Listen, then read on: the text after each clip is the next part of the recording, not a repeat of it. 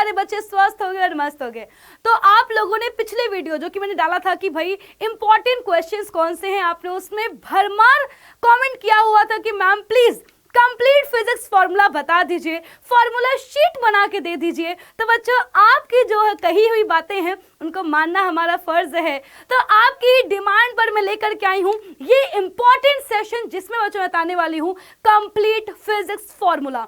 बच्चों अगर आज के सेशन में बताए गए फॉर्मूलेज आपने तैयार कर लिए तो आपके बोर्ड में आने वाला एक भी न्यूमेरिकल आपसे छूटेगा नहीं, क्योंकि आज के सेशन में मैं आपको यह भी बताऊंगी कि किस फॉर्मूले को कहां पर यूज करना है। बच्चों फिजिक्स में क्लास 10th में ज्यादा फॉर्मूलेज नहीं है तो आपको डरने की जरूरत नहीं है। बस बच्चों लिमिटेड फॉर्मूलेज हैं उनको ही आपको तैयार करना है। और हाँ, आप लोगों ने डिमांड किया कि मैम इंपॉर्टेंट न्यूमेरिकल क्वेश्चंस की भी आप वीडियो बना के ले आइए।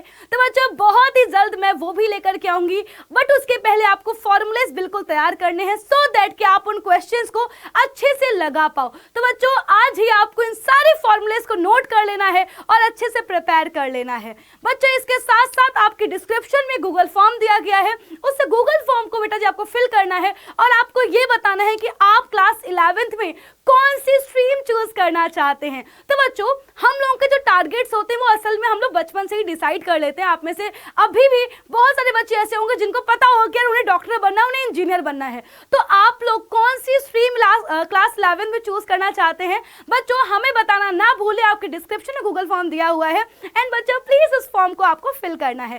तो चलिए शुरुआत करते हैं आज की इस बेहतरीन से सेशन की और हो जाइए तैयार न्यूमेरिकल्स में जीरो से हीरो बनने के लिए। तो बच्चों हम लोग बिल्कुल चैप्टर वाइज स्टार्ट करेंगे। बेटा सबसे जो पहला चैप्टर है, बेटा पहला जो चैप्टर है वो है प्रकाश का परावर्तन अपवर्तन। बहुत ध्यान से देखिएगा बच्चों, पहला चैप्टर है प्रकाश परावर्तन तथा अपवर्तन। इसमें जो सबसे पहला फॉर्मूला हमें देखने को मिलता है वो ये मिलता है कि आपतन कोण हमेशा ही बराबर होता है परावर्तन कोण के। राइट बच्चों सबसे पहला फॉर्मूला, इसको आप छोड़ नहीं सकते हो। बच्चों जो सेकंड फॉर्मूला है, सेकंड फॉर्मूला बेटा जी क्या है, तो ये है n बराबर साइन आई बटे साइन आर। ये कौन सा फॉर्मूला है, इसे हम स्नेल का नियम भी कहते हैं। इसे हम कहां पर इस्तेमाल करेंगे, जब हमें बेटा जी प्रश्न में अपवर्तनांक बेटा जो है दिया जाएगा निकालने के लिए, आपको आपतन कोण दिया जाएगा, आपको अपवर्तन कोण दिया जाएगा, तब आपको अगर अपवर्तनांक निकालने के लिए बोले तो आपको ये फॉर्मूला यूज करना है। इसके अलावा बेटा एक बहुत ही इंपॉर्टेंट फॉर्मूला है जो कि है बच्चों n बराबर c बटे v। इसका इस्तेमाल हम कब करेंगे, जब बेटा हमसे बोलेगा कि भाई किसी माध्यम में प्रकाश की चाल दी हुई है, किसी माध्यम में प्रकाश की चाल दी हुई है बेटा देखो, और आपको क्या देगा, उस माध्यम का अपवर्तनांक दे देगा, उस माध्यम का अपवर्तनांक दे देगा। तब हम लोग क्या करेंगे बेटा, इस फॉर्मूले का यूज करेंगे। राइट कि मान लो आपको बोल दिया कि भाई माध्यम का अपवर्तनांक दिया हुआ है, माध्यम प्रकाश चाल निकालो। सी क्या है, निर्वात में प्रकाश की चाल जो कि कितनी होती है 3 × 10⁸ मीटर पर सेकेंड होती है बच्चों। या फिर अगर आपको माध्यम में प्रकाश की चाल दे दिया गया तो आप लोग अपवर्तनांक भी इस फॉर्मूले से ज्ञात कर सकते हो। बच्चों इसके बाद हम लोग आते हैं सापेक्ष अपवर्तनांक पर। अगर आपको बोला जाए कि किसी एक माध्यम के सापेक्ष दूसरे माध्यम का अपवर्तनांक ज्ञात करो, देन बच्चों आप क्या करेंगे, देन बेटा आप अप्लाई करेंगे 1n2 बराबर n2 बटा n1। बेटा यहाँ पर मैंने आपको इसको याद करने की ट्रिक बताई थी, जिसके n जिसका यानी कि जिसके सापेक्ष माध्यम का अपवर्तनांक निकालना होगा उसको फर्स्ट नंबर पर रखोगे और जिसका निकालना होगा उसको सेकंड नंबर पर रखोगे। एग्जाम्पल के तौर पर अगर आपसे बोल दे कि जल के सापेक्ष कांच का अपवर्तनांक निकालो, तो आप क्या करोगे बेटा, जल को आगे रखोगे, कांच को पीछे रखोगे एंड बच्चों यहाँ पर जो फर्स्ट नंबर पे होगा वह यहाँ पर नीचे आएगा और जो यहाँ पर सेकंड नंबर पे होगा वो फर्स्ट नंबर पे आएगा। तो 1n2 = n2/n1। बेटा इसके अलावा एक फॉर्मूला और है हमारे पास इसी का ही, अगर आपको माध्यम में जो है प्रकाश की चालें दी हूं, मान लो आपको दिया हुआ है कि पहले माध्यम प्रकाश की चाल इतनी है, दूसरे माध्यम प्रकाश चाल इतनी है और आपको बोल दिया कि भाई जो है इस माध्यम के सापेक्ष इस माध्यम का अपवर्तनांक ज्ञात करो। सिंपल सा फॉर्मूला है, अप्लाई कर देना है। आगे बच्चे बढ़ते हैं, छठवां बेटा जी बहुत ही इंपॉर्टेंट फॉर्मूला, हम सबको पता है जो फोकस से दूरी होती है वो क्या होती है, वक्रता की आधी होती है, या इसको ऐसे भी बोल सकते हैं कि वक्रता त्रिज्या फोकस की दोगुनी होती है। सबसे ज्यादा सा ऑब्जेक्टिव क्वेश्चन में पूछा जाने वाला सवाल है। बच्चों इसके अलावा अगर मैं बात करूं हमारे जो है बेटा ध्यान सुनिएगा बच्चों 7 नंबर पे आएगा हमारा दर्पण सूत्र, जो कि मोस्ट इंपॉर्टेंट है। बच्चों देखो मैं आपको दर्पण सूत्र और लेंस सूत्र एक साथ ही लिखवाऊंगी। दर्पण सूत्र क्या है बेटा, 1/f = 1/v + 1/u। बेटा ये क्या है, दर्पण सूत्र है। यहाँ पर बच्चों f क्या है, फोकस दूरी है, v क्या है बेटा, ये है प्रतिबिंब की दूरी, और u है वस्तु की दूरी। हम सबको पता है कि जो वस्तु की दूरी होगी वो हम लोग हमेशा नेगेटिव लेते हैं। फोकस दूरी बेटा जी क्या होगी, हमेशा अवतल दर्पण अवतल लेंस की नेगेटिव होती है, उत्तल दर्पण उत्तल लेंस की पॉजिटिव होती है, राइट। बच्चों इसके बाद बेटा यहीं पर ही मैं आपको लिखवाना चाहूंगी लेंस सूत्र के बारे में, क्योंकि दोनों एक जैसे ही हैं, बस बेटा प्लस माइनस का फर्क है। 1/f = 1/v माइनस का 1/u। याद रखना दर्पण सूत्र में प्लस होता है और लेंस सूत्र में नेगेटिव होता है। आगे बच्चों बात करते हैं अपने नेक्स्ट फॉर्मूले की। बेटा नेक्स्ट फॉर्मूला आता है आवर्धन का, रेखीय आवर्धन। बच्चों देखिए आवर्धन को हम m से दर्शाते हैं, और m बराबर क्या होता है बेटा, m बराबर होता है प्रतिबिंब का आकार बटे वस्तु का आकार, m बराबर I बटे O होता है। पर बच्चों अगर हमें वस्तु की दूरी और प्रतिबिंब की दूरी के पदों में लिखना हो तो बेटा फॉर्मूला क्या हो जाएगा, बहुत ध्यान से देखना, क्योंकि बच्चों लेंस के लिए और दर्पण के लिए ये फॉर्मूला अलग अलग होता है। अगर हम बात करते हैं लेंस के लिए तो ये बेटा फॉर्मूला हो जाता है रेखीय आवर्धन का m बराबर v बटे u। पर अगर हम बात करते हैं दर्पण की तो फॉर्मूला क्या हो जाएगा, माइनस का v/u।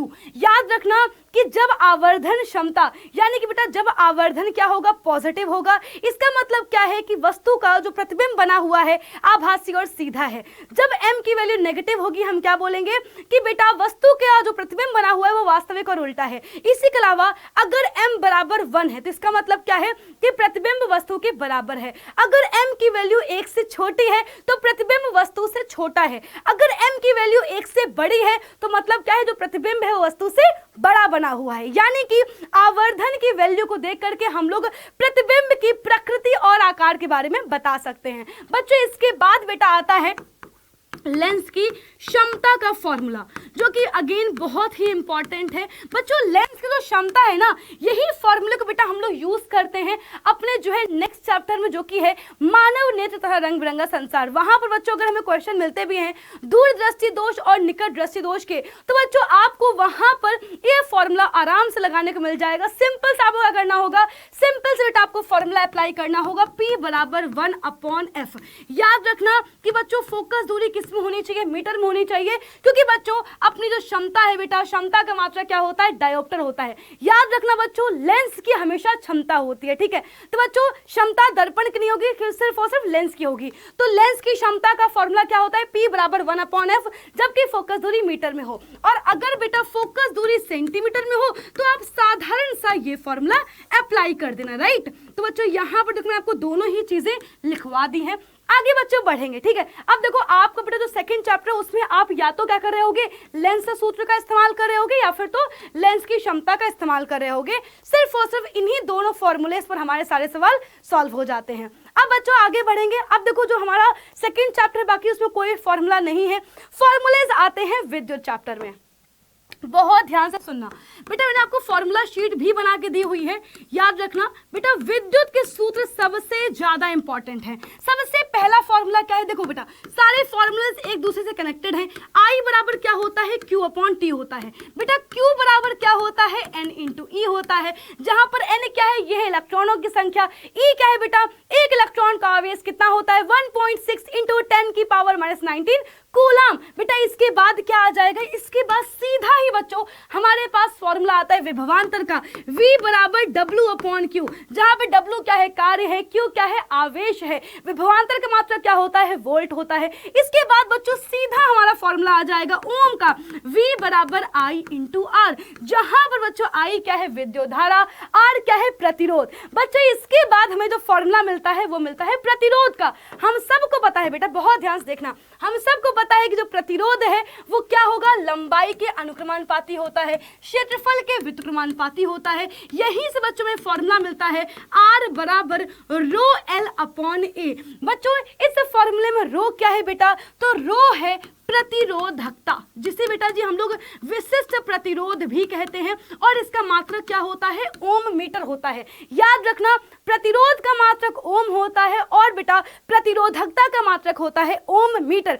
बच्चों इसके बाद बेटा जो है सीधे हम लोग चलते हैं श्रेणी क्रम संयोजन और समांतर क्रम संयोजन पर। बच्चों श्रेणी क्रम संयोजन क्या है, ध्यान से देखो बच्चों, श्रेणी क्रम में क्या हो जाएगा, जितने भी प्रतिरोध हैं सबका बेटा तुल्य प्रतिरोध कितना होगा, R1 plus R2 plus R3, जोड़ते चले जाओ। अगर बेटा मैं बात करती हूँ समांतर क्रम संयोजन की, बेटा समांतर क्रम संयोजन का जो तुल्य प्रतिरोध है कैसे निकालेंगे, सिंपल, 1/R तुल्य equals to 1/R1 plus 1/R2 plus 1/R3, और बेटा जोड़ते चले जाओ। इस तरह से बेटा हमारा जो विद्युत का जो फर्स्ट हाफ है वो कंप्लीट हो जाता है, सेकेंड हाफ स्टार्ट होता है विद्युत धारा का ऊष्मीय प्रभाव। बहुत ध्यान से बेटा सुनना, नेक्स्ट पार्ट क्या है विद्युत का, जो कि है विद्युत का ऊष्मीय प्रभाव। इसमें आपको सबसे जो पहला फॉर्मूला जो देखने को मिलता है वो क्या बेटा मिलता है, तो सबसे पहला फॉर्मूला हमें देखने को मिलता है H बराबर I स्क्वायर RT, जिसे हम क्या बोलते हैं, जूल का नियम बोलते हैं। क्या बोलते हैं, जूल का तपन नियम बोलते हैं। बच्चों H बराबर I स्क्वायर RT में हम लोग क्या कर सकते हैं बेटा, V बराबर I इंटू R या फिर R बराबर V बटे I, बच्चों वैल्यू रख के अलग अलग फॉर्मूलेस बना सकते हैं बेटा, वो मैं आपको आगे जो है दिखाने वाली हूँ, राइट बच्चों। अब इसके बाद देखो आपका जो मेन फॉर्मूला वो ये फॉर्मूला है, ठीक है। अब इसमें अलग अलग फॉर्मूले कैसे बनाने हैं ये मैं आपको अभी आगे बताने वाली हूँ, बट आपको पहले मेन फॉर्मूला याद रखना है। ये मेन फॉर्मूला है हीट का, H बराबर I स्क्वायर RT। बच्चों इसके बाद क्या आ जाएगा, इसके बाद बेटा एक फॉर्मूला है P बराबर V इंटू I, अगेन बहुत ही इंपॉर्टेंट, P बराबर V इंटू I बहुत बार बच्चों यूज कर रहे होते हैं बेटा। आपके पास एक और फॉर्मूला है P बराबर V स्क्वायर बटे R, ये फॉर्मूला भी आपको बिल्कुल तैयार रखना है। ये फॉर्मूला का यूज हम कब करेंगे, जब हमें शक्ति दी होगी बेटा और हमसे जो है प्रतिरोध पूछेगा, या फिर बेटा मान लो आपको जो है शक्ति दे रखी है ना, प्रतिरोध दे रखा है, वोल्टेज पूछा है, वोल्टेज प्रतिरोध दे रखा है, शक्ति पूछी है, तब आप इस फॉर्मूले का इस्तेमाल करेंगे। बच्चों इसके बाद एक जो मेन फॉर्मूला है बेटा वो क्या है, लास्ट में है बच्चों, E बराबर पावर इंटू टाइम। ये किसका फॉर्मूला है, जहां पर E क्या है, जहां पर E है विद्युत ऊर्जा। देखो बच्चों हमारे पास ये मात्र जो है 4 फॉर्मूले हैं, और इन 4 फॉर्मूलों में ही बेटा हम लोग अलग अलग वैल्यू रख के जो है आगे बेटा जो है फॉर्मूलेस बना सकते हैं। तो बस ये 4 फॉर्मूले हैं, इसके अलावा कोई फॉर्मूला नहीं है। देखो बच्चों अब इन 4 फॉर्मूले से ही हम लोग कौन कौन से फॉर्मूला बनाते हैं देखना पहले ध्यान से। I बराबर क्यू बाई टी याद रहेगा तुम्हें, V बराबर I इंटू R, ठीक है बेटा, ये तुम लोग तुम्हारा श्रेणी क्रम समांतर क्रम हो गया। R बराबर रोल इंटू ए, Q बराबर N इंटू ई, V बराबर W अपॉन Q, ये तो क्या हो गए हमारे फर्स्ट हाफ के फॉर्मूले हो गए। H बराबर I स्क्वायर RT, ये मेन फॉर्मूला है। अब बच्चों इसमें हम लोग क्या कर सकते हैं बेटा, इसमें हम लोग देखो इसको लिख सकते हैं I इंटू आर, देखो आई स्क्वायर तो क्या हो जाएगा, आई इंटू आर इंटू टी। अब बच्चों यहाँ पर हम पुट करते हैं क्योंकि पता है V बराबर आई इंटू आर होता है, तो बच्चों अगर तुम जैसे ही V पुट करोगे तुम्हें ये फॉर्मूला मिल जाएगा H बराबर वी आई टी, राइट बच्चों बहुत ध्यान से सुनना। आप सबको पता है बेटा Q बराबर, देखो अगर जो है I बराबर Q बाई टी होता है तो Q बराबर क्या हो जाएगा, I इंटू टी हो जाएगा, यानी कि इस आई टी की जगह हम लोग क्या रख सकते हैं, Q रख सकते हैं। एक और फॉर्मूला मिल गया, H बराबर V इंटू क्यू मिल गया, राइट बच्चों बहुत ध्यान से सुनना। अगर हम लोग क्या करें बेटा, यहां से अगर हम लोग क्या करें आई आर को हटा दे, है ना, बहुत ध्यान सुनो। अगर बच्चों यहां से हमें आई को रिमूव करना हो तो हम लोग क्या करेंगे, सिंपल बेटा V square T by R हो जाएगा। हमने क्या करा बेटा, हमने जो है R का मल्टीप्लाई कर दिया, R का डिवाइड कर दिया, ऊपर क्या बन गया बेटा, ऊपर बन गया I स्क्वायर R स्क्वायर, नीचे बेटा बन गया अपना R, और T पहले से लिखा हुआ है। V बराबर I इंटू आर होता है, यहाँ पर सीधे हमने इसके क्या लिख दिया, V स्क्वायर लिख दिया। देखो ये फॉर्मूला मिल गया, P बराबर V इंटू आई। बच्चों ये आपको ध्यान रखना है, जैसे ही तुम इसमें V की जगह I इंटू आर रखोगे नया फॉर्मूला मिल जाएगा P बराबर आई स्क्वायर आर। जैसे ही बेटा आप I को रिमूव करोगे, वोल्टेज को लेके आओगे बेटा ओम के नियम से, तो ये एक और फॉर्मूला मिल जाएगा P बराबर V स्क्वायर आर। यानी कि हम लोग क्या कर रहे हैं, सिर्फ और सिर्फ बेटा ताम झाम करके इसकी वैल्यू उसमें रख कर क्या कर रहे हैं, फॉर्मुलेस बना रहे हैं। तो बच्चों ये तुम्हारे टोटल फॉर्मुलेस हैं, जितने फॉर्मुलेस बेटा बनते हैं ये तुम्हारे वो सारे फॉर्मुलेस हैं, आपको इनको नोट कर लेना है। इलेक्ट्रिसिटी बेटा जी मात्र इतने ही फॉर्मूले हैं, राइट। तो बच्चों देखो जो अपना नेक्स्ट चैप्टर है वितरण का चुंबकीय प्रभाव, उसमें आपके कोई भी फॉर्मूलेज नहीं है, क्योंकि बच्चों अपडेटेड सिलेबस में आपका बेटा जी कोई भी ऐसा नियम नहीं है जहां पर हमें फॉर्मूले यूज करने हो, राइट। तो बच्चों आपको बिल्कुल ही परेशान नहीं होना है, क्योंकि बेटा बस आपके इतने ही फॉर्मूले हैं, इतने फॉर्मूलेस को तैयार कर लो, तुम बेटा पूरा पेपर फोड़ के आओगे, न्यूमेरिकल्स में जीरो से हीरो बन जाओगे। और बच्चों मैं नेक्स्ट सेशन लेकर के आऊंगी इंपॉर्टेंट क्वेश्चंस का, ठीक है। चलो, अगर आपने अभी तक टॉपर्स बैच ज्वाइन नहीं किया है तो आज ही टॉपर्स बैच बच्चों ज्वाइन करिए, क्योंकि टॉपर्स बैच में हम लोग हर एक चीज पढ़ रहे हैं। इसके साथ साथ बेटा आपको अपकमिंग टॉपर्स बैच बिल्कुल फ्री मिलेंगे। टॉपर्स बैच का प्राइस है मात्र 999। आपके डिस्क्रिप्शन में एक लिंक दी हुई है और उस लिंक में आपको गूगल फॉर्म दे रखा हुआ है, उस गूगल फॉर्म को फिल करना ना भूलें। और आपको बेटा जिस गूगल फॉर्म को फिल करके हमें बताना होगा क्या आप क्लास 11 में भी हमसे पढ़ना चाहते हैं, और अगर आप पढ़ना चाहते हो तो कौन सी स्ट्रीम आप चूज करोगे। गूगल फॉर्म डिस्क्रिप्शन में दिया हुआ है, आज ही फिल करिए। और अगर टॉपर्स बैच को ज्वाइन करना है तो 0124-715-8250 पे कॉल करना है। तो बच्चों मिलते हैं अगले सेशन में। उम्मीद करती हूँ कि आपको आज का सेशन बहुत मजेदार लगा होगा।